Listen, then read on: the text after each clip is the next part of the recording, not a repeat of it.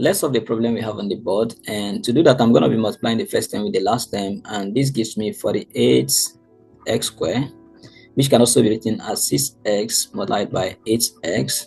Now plugging this back into our equation, I'm going to have 3x squared plus 6x plus 8x plus 16 equals 0.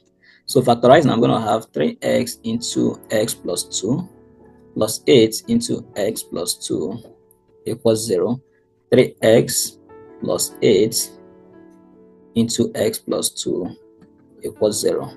So this implies 3x plus 8 equals 0, or x plus 2 equals minus 8, and x is equals minus 8 over 3, or x plus 2 equals 0, which implies x is equals minus 2.